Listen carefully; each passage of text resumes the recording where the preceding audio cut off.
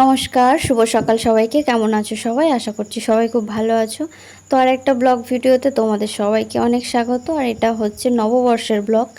তো সবাইকে জানাই শুভ নববর্ষ, সবাই খুব ভালো করে কাটাও। হ্যাঁ জানি ভিডিওটা একটু দেরিতেই আপলোড করা হয়েছে, একটু প্রবলেমের জন্য, তো তার জন্য সরি। তো সকালবেলা বাবা মন্দিরে আরতি করছে রোজকারের মতো। আর এদিকে এই যে নিম পাতা আর হলুদ বাটাবাটির কাজ চলছে। তো আজকের দিনে তো এগুলো মাখতে হয়, নিম পাতা আর হলুদ। তো বৌদিরা এই যে বাটছে। তো তারপর আমি চলে এসেছি বাগানে কিছু শাক তুলে নেব। তো এই যে আমাদের ছোট্ট একটা বাগান, এই বাগানে বাবা যখন যেমন সিজন অনুযায়ী সবজি চাষ করে। তো এই যে পুঁই শাক হয়েছে আর কুমড়ো গাছ দেওয়া হয়েছে এই গরমের সময়। তো কয়েকটা গাছ আমি তুলে নিচ্ছি, এখনো খুব একটা বড় হয়নি, ছোট ছোটই হয়ে রয়েছে।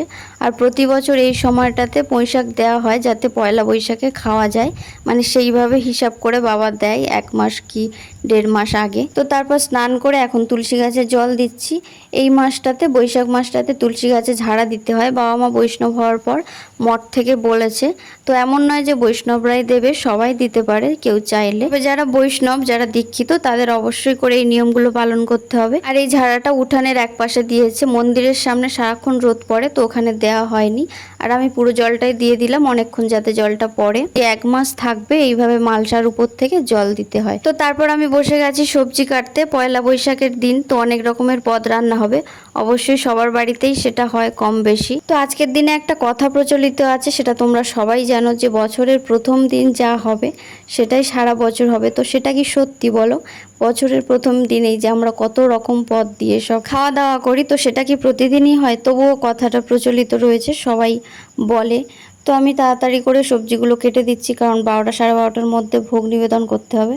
তো গাছ থেকে বাবা কিছু ডাঁটা পেড়ে দিচ্ছে। আর এটা কিন্তু সজনে ডাঁটা নয়, এটা হচ্ছে নদনা ডাঁটা, একই রকম দেখতে, খেতে একটু ডিফারেন্স। তো এই যে আমার সবজি কাটা হয়ে গেছে, এই কয়েক রকমের সবজি কেটেছি। এই যে আলু কড়াই, আর এদিকে পটল, আর এদিকে আলু উচ্ছে, আর ভেন্ডিটাও দেখলে, আর এদিকে এই যে শাক কেটেছি। আর তারপর এই গ্যাসেতে দেওয়া হয়েছে আলু আর ছোলা পনিরের জন্য। তো তারপর মা রান্না বসিয়ে দিয়েছে, প্রথমে ভাজাগুলো করে নিচ্ছে, তো তারপরে তরকারিটা করবে। তো রান্না বান্না সব উনানেই হচ্ছে। তো তারপর আমি পনিরটাও কেটে দিচ্ছি। পনিরটা আনা হয়েছে আগের দিন রাত্রে। আমাদের ধারে কাছে কোনো বাজার নেই, তো ওই জন্য আগের থেকে বাজার থেকে আনতে হয়, এনে রাখতে হয়। তো কাটার পর ভেজে নেওয়া হয়েছে। আর তারপর মা এদিকে এই যে পনিরের জন্য সবজি ভাজছে, এটা হচ্ছে তুরুল দেওয়া হয়েছে। আর এই যে তারপরে তরকারি জল দিয়ে দিয়েছে। আর ওই সাইডে হচ্ছে আমের চাটনি, আমটা আমি পরে কেটে দিয়েছি। তো এখন হবে বেগুনি, তো ওই জন্য ব্যাটারটা তৈরি করে দিয়েছি। আর বেগুনিগুলো হচ্ছে একটু ছোট ছোটই হচ্ছে, কারণ বেগুনগুলো এখনকার বেগুন তো একটু ছোট ছোটই হয়, তো এই জন্য সাইজটা ছোট ছোট হচ্ছে। তো এই যে বেগুনি ভাজা হয়ে গেছে। আর ভোগের জন্য কয়েকটা আগে ভেজে দেওয়া হচ্ছে, আর পরে আবার ভাজা হবে। তো বেগুনি ভাজার পর এখন পাঁপড় ভাজা হচ্ছে। তো চাটনি যেহেতু রয়েছে, তো পাঁপড়টা তো অবশ্যই লাগবে। তো এই যে পাঁপড় ভেজে নেওয়া হচ্ছে ভোগের জন্য কয়েকটা, আবার পরে ভাজবো। তো তারপর মা এই যে ভোগের জোগাড় করে দিচ্ছে সব রকম দিয়ে। এই যে প্রথমে ভাজাগুলো দিচ্ছে, আর সব রকম ভাজাই দিয়েছে। প্লেটটা একটু ছোট, তো ওই জন্য অল্প অল্প করে দিয়েছে যেমনভাবে ধরেছে। তো তরকারি দিয়ে দিয়েছে, আর এই প্লেটে চপ আর ওই পাঁপড়টা দিয়েছে। আর এই বাটিতে দিয়েছে চাটনি। তো এটা মা নিয়ে যাবে মন্দিরে। তো তারপর বাবা মন্দিরে ভোগ নিয়ে চলে এসেছে, আর ভগবানের নিবেদন করছে। আর ভগবানের নিবেদনের পর গুরুদেব আর সমস্ত দেবদেবীর উদ্দেশ্যে ভোগ ঘুরিয়ে দেবে। তো ভগবান আর গুরুদেবের নিবেদনের পর বাবা ভোগ নামিয়ে এনেছে। তো এই যে দেখো তুলসী পাতা দেওয়া রয়েছে চাটনিতে। তো মা এখন প্লেটটা সরিয়ে দেবে। তো এই যে দেখো তুলসী পাতা দেওয়া রয়েছে।